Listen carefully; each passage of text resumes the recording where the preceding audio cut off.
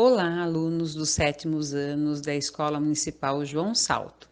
Sou Keila, professora de Ciências, e hoje eu vou auxiliá-los no cronograma da semana 10, atividade 3, da página 11, que vocês encontram o texto sobre bactérias e vamos praticar com 8 questões. Assim, é importante destacar as características das bactérias. Elas são seres unicelulares, que quer dizer compostos de uma única célula. Procariontes, aonde seu material genético está imerso no citoplasma, não delimitado por uma membrana, ou seja, não possui um núcleo organizado. São encontradas no ar, no solo, na água e alimentos, por exemplo. A maioria delas são heterotróficas, ou seja, alimentam de outros organismos. E quanto à classificação dela? É conforme a sua forma. Incocos, que é esféricas, bacilos em forma de bastão, espiroquetas e espirilos, que é na forma de espiral. E a função? Elas podem ser decompositoras, que atuam na decomposição de restos de organismos mortos, fermentadoras, que é na produção de queijo, iogurte, temperos, patogênicas, que causam doenças como a lectospirose, tétano, cólera. Nesse slide, eu deixo para vocês um mapa das bactérias em forma de um resumo. Prestem muita atenção no vídeo a seguir, ele traz informações importantes para complementar o texto e a minha explicação. Olá, tudo bem? Eu sou a professora Rafaela Lima, sou professora de Ciências e estamos aqui mais um dia no nosso canal Mais Ciências. O canal Mais Ciências tem como proposta estar servindo de revisão, de apoio para você nos seus estudos de ciência aqui no YouTube, ok? E o nosso tema da nossa aula de hoje é Reino Monera, ou seja, as bactérias. Você está estudando aí ao longo desse tempo seres vivos e você aprendeu que os seres vivos se dividem em reinos, os 5 reinos: reino Monera, reino protista, os fungos, o reino fungi, reino animalia, dos animais, e o reino plantae, que são as plantas. Vamos começar então com o reino Monera. O reino Monera é composto por quem? Pelas bactérias, os seres mais primitivos que existem. Como é uma bactéria? Bactérias são seres unicelulares, ou seja, formados por uma única célula, e com um tipo de célula chamada célula procarionte. A célula procarionte, normalmente, em ciências, o prefixo pró dá a ideia de primeiro ou de primitivo, ou seja, foi uma primeira célula, uma célula mais antiga, mais primitiva. A célula procarionte, ele é de qual forma? Dá uma olhada aí. Esse é o esquema de uma bactéria, ou seja, você vê que uma bactéria ela é simples, ela tem aí a sua membrana plasmática, tem uma cápsula que a envolve. Repare que o material genético dela é solto no citoplasma, tá vendo aí? Esse material genético solto no citoplasma é uma característica de célula procarionte. Algumas podem ter estruturas que ajudem na locomoção, como essa tem aí um flagelo, e outras não tem. Tem aí o DNA bacteriano, correto? E volte para cá. Então você entendeu que, como característica aí do reino Monera, principal são seres unicelulares e tem a célula procarionte. Vão ter todos o mesmo formatinho? Como você viu ali? Geralmente as pessoas pensam bactéria, uma bolinha. Tem vários formatos, várias formas de bactérias. Dê uma olhada nesse esquema, olha aí. Você vê que tem bactérias redondas, circulares, que a gente chama de cocos, que podem estar solitárias ou em colônias, em agrupamentos de células aí, como você está vendo, estafilococos, streptococcus, esse agrupamento de células. Tem células em formato de bastões, você está vendo aí essa coisa assim, parecendo um bastãozinho mesmo, da mesma forma, tanto unitariamente como em colônia. Tem as em formato de vírgula, que são os vibriões, um bem famoso é o da cólera, causa cólera, que é o vibrião colérico, que você está vendo aí. Você vê que os bastões têm umas variaçõezinhas, E temos as que são mais espiraladas, as espiroquetas, esse formato aí de espiral de caderno, assim, são as mais espiraladas, certo? Então você viu que tem formas diferentes de bactérias. Essas bactérias vão ser encontradas nos diferentes ambientes. Nós temos bactérias em ambientes quentes, ambientes frios, solo, ar, gelo. Na Antártica, no solo da Antártica tem bactéria? Tem bactéria. Em beira de vulcão tem bactéria. Temos as bactérias extremófilas, as que vivem em ambientes extremos, em pântanos, temperaturas muito altas. Então as bactérias vão estar em ambientes variadíssimos do nosso planeta e em todo o nosso planeta. Elas vão estar se reproduzindo de qual forma?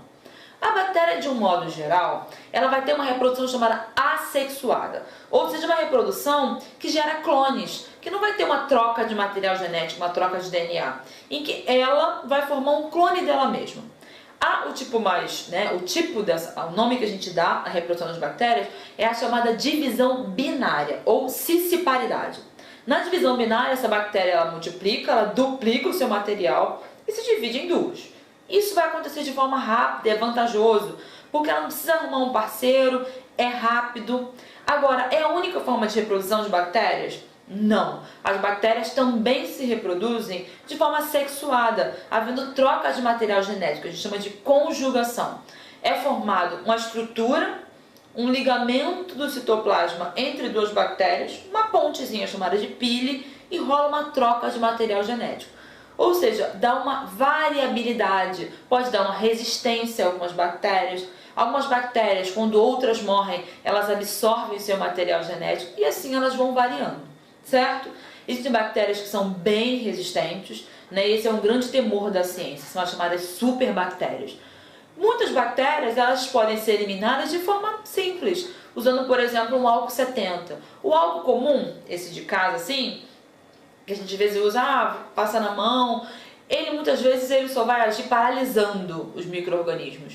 O álcool 70, que geralmente os médicos passam quando você tem um ferimento, para tratar uma cicatriz, uma cirurgia, ele sim, ele consegue causar uma lise, romper a membrana plasmática da bactéria, levando ela à morte. Então, realmente o álcool 70 é mais apropriado. Então tem essas formas. Muitas bactérias morrem em fervura, por isso é recomendado que a gente ferva os alimentos. O leite, por exemplo, é pasteurizado, é levado a uma temperatura altíssima.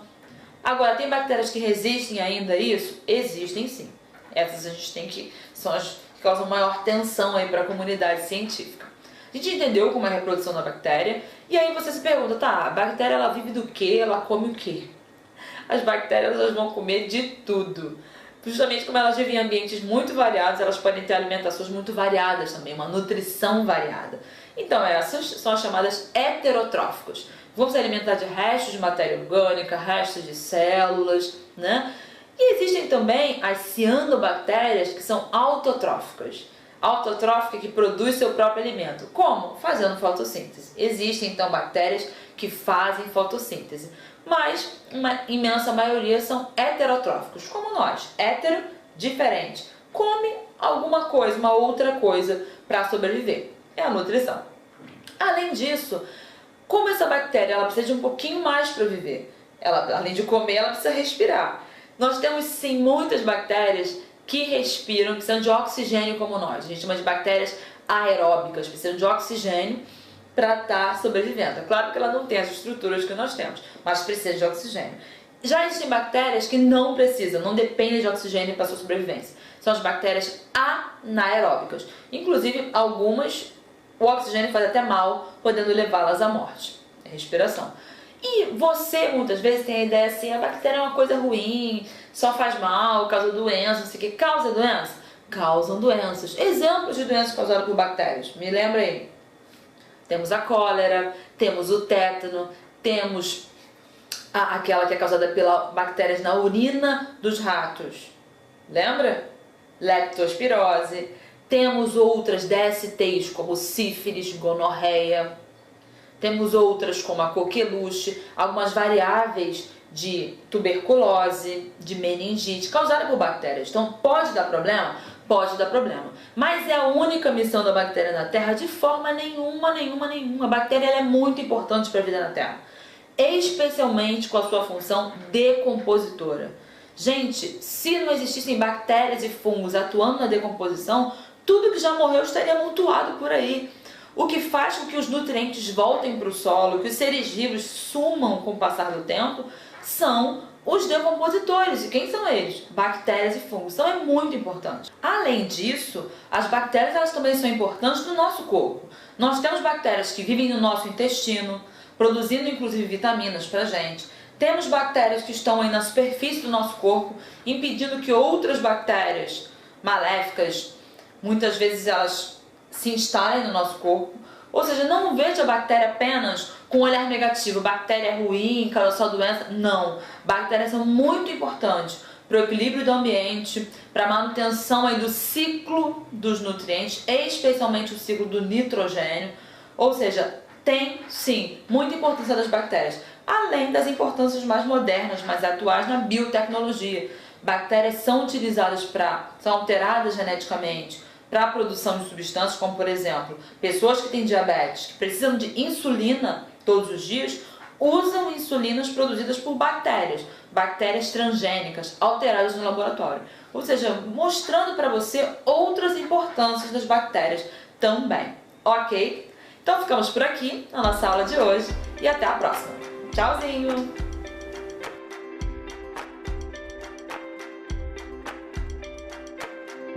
Chegamos ao fim de mais uma atividade. Bons estudos, uma ótima semana e até a próxima semana com mais aulas de ciências. Um abração!